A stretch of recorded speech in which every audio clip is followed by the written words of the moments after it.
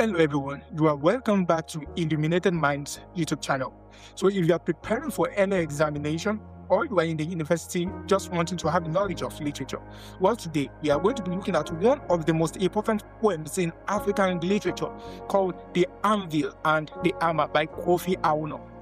At first, the title sounds like it's about blacksmithing, an anvil and hammer, metal being beaten and shaped. But the poem is not really about blacksmithing. The anvil and the hammer are powerful symbols of the forces that shape the identity of an African person living between two cultures. On one side is African traditional culture. On the other side is Western culture, particularly the influence of Christianity and colonization. So the speaker is caught between two forces. He is being shaped by both. This is why the poem is so important. It is not simply saying that African culture is good and Western culture is bad. No, the poem is much more complicated than that. The speaker recognizes the importance of the African cultural heritage. The challenge is how to combine these two influences without completely losing its identity. So in this lesson, we are going to examine the poem in detail. We will discuss the background of Kofi Awoonor, the author, the poet, the title of the poem, the summary of the poem, the stanza-by-stanza analysis. We are also going to be looking at the themes, symbols, literary devices, tone, mood, structure, and likely examination questions. So by the end of this lesson, you should have a strong understanding of the anvil and the hammer. Let's go right into the video. Now, we need to answer the question of who was Kofi Awoonor? Kofi Awoonor was a Ghanaian poet. He's also a novelist, an academician, and a diplomat. He was born in 1935 in Ghana. He became one of the important voices in modern African poetry. Awoonor's poetry is simply influenced by our oral traditions, African culture, history, colonialism, and the experience of cultural translation. So his writing often examines what happens when traditional African values encounter Western influences. This is exactly the issue we found in the poem called The Anvil and the Hammer. So Awoonor's work frequently explores identity. Who are we after colonialization? This is one question very important to ask. What happens to African traditions when Western culture becomes dominant? Can Africans embrace aspects of modern civilization without completely abandoning their own cultural roots? These questions are the heart of this poem. But before we go to all these questions, let us talk about the background of this poem. To properly understand the anvil and the hammer, we need to understand the colonialism and cultural contact in Africa. Before European colonialism, African societies had their own languages, their own religion, their own traditional institutions, their own moral systems, their social structures, their arts, their music, folklore, philosophies, and ways of understanding the world. But colonialism introduced powerful foreign influences. European languages became important. Western education spread. Christianity became widespread. European political and social structure were imposed or adopted. African societies therefore experienced a major cultural transformation. The result was not simply the disappearance of African culture. Instead, many Africans became culturally hybrid. They were influenced by both African tradition and Western civilization. This is the situation represented by the speaker in this poem. Are you getting what I'm saying? So he is neither completely traditional nor completely Western. He has been shaped by both worlds. What is the meaning of the poem? What is the meaning of the title itself? So the title is probably the most important part of this poem that you actually need to give attention to. The anvil and the hammer refers to two objects used by blacksmiths. So the anvil is an heavy block of metal on which another piece of metal is placed. The hammer is used to strike the metal and shape it. Now, what does this object that I'm referring to, what do they symbolize? The anvil and the hammer represent the forces acting upon the African identity.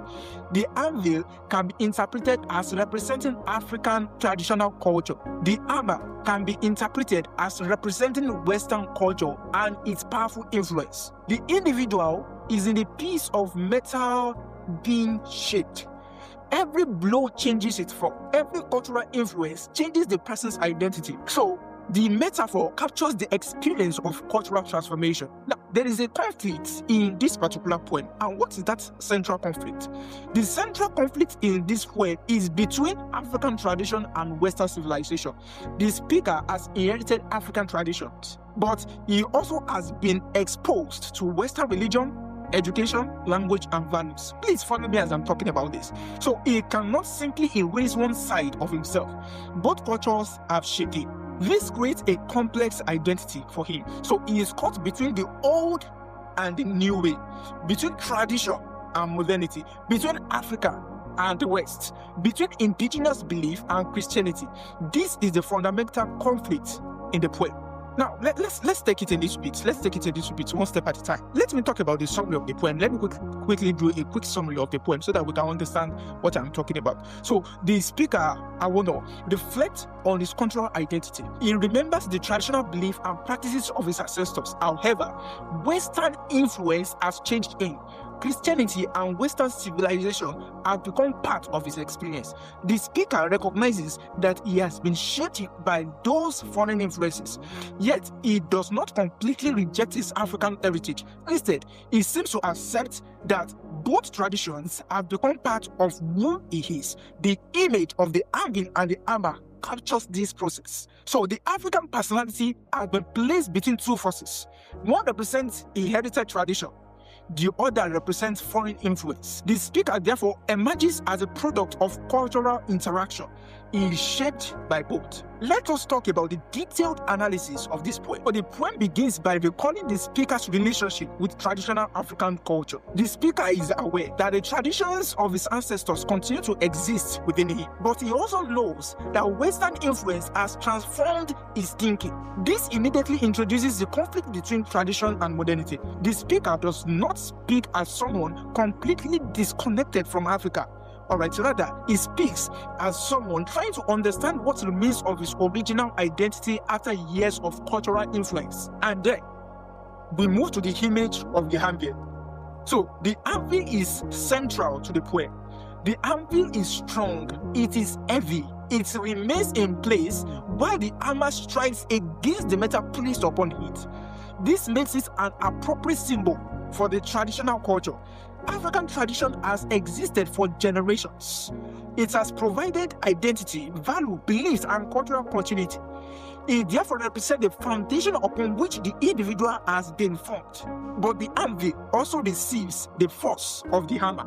Are you getting what I'm saying? So this suggests that African tradition has been subjected to external pressure. Likewise, from there we move to that image of the hammer, the portrayal of hammer. So hammer represents the forces of Western influence. The hammer strikes, it applies pressure, it changes the shape of the metal. Similarly, colonialism and Western civilization changed African societies. Christianity changed traditional religious beliefs. Western education changed traditional ways of learning. So European languages influenced African languages. Western political system changed traditional institutions. The hammer therefore symbolizes cultural pressure and transformation. Now, the next thing we need to talk about is what is the metal that is being shaped? Although the title focuses on the anvil and the hammer, but there is also a third implied element, which is the metal that is being shaped. The metal represents the African individual. The individual is placed between the anvil and the hammer. He receives influence from both sides. He is shaped by tradition. He is shaped by Western civilization. His final identity therefore becomes complex. This is the key to understanding the poem. But also, we need to understand and note that the poem asks a very important question. What happens to African identity when African culture encounters Western civilization? The answer is not simply that African identity disappears. Instead, a new identity develops. The speaker has elements of both cultures. He knows his traditional heritage, but he also understands Western values. He has been shaped by both. This makes the poem a powerful exploration of cultural hybrid. Now, let us look at some of the themes that can be found in this poem. Number one, which is the most important theme in this poem, is the theme of cultural conflict. The major theme is cultural conflict. Note that the speaker is caught between two cultural systems, like I've been saying since the beginning of this analysis. African traditional values tell him one thing, Western values telling another. Christianity introduces a new religious idea. Traditional African religion provides another worldview. Western education introduces another way of understanding knowledge. But the speaker must negotiate these differences. Number 2 is the theme of tradition. African tradition is an important part of the poem. The speaker recognizes the importance of the tradition inherited from his ancestors. Tradition provides identity, history, belonging, spiritual connection, and cultural continuity. So the poem therefore warns against completely abandoning African heritage. And the third one that we can see as a theme would be the theme of Western influence. Western civilization shaped who the speaker is, or who the speaker was rather. The poet recognizes that Western influence cannot simply be erased. The speaker has been educated and transformed by contact with the West. Therefore, the poem does not represent cultural interaction as something that can be easily reversed. Also, yes, we have the theme of colonization or colonialism. Colonialism is an important background to the poem. Do you remember I spoke about it? European cultural rule did not simply take political control. It also affected African culture. Colonialism introduces foreign languages, foreign religion, foreign educational system, foreign political institutions, foreign social views and values, and the cultural consequences continued even after political independence. So the speaker is living with the consequence of colonial history. And a very faint one will be the theme of Christianity, but I've spoken about that. But then we need to talk about the theme of identity, because the poem ultimately asks a question: who am I? Am I completely African? Am I Western? Can I be both? You ask yourself the question: are you completely African? And at the same time, are you a Western person? And ask yourself, can you be both? Almost all of us in any way, in one way or the other, are actually both. So the speaker's answer seems to be that identity can contain multiple influences. It does not have to completely erase one culture to accept another. Instead, it can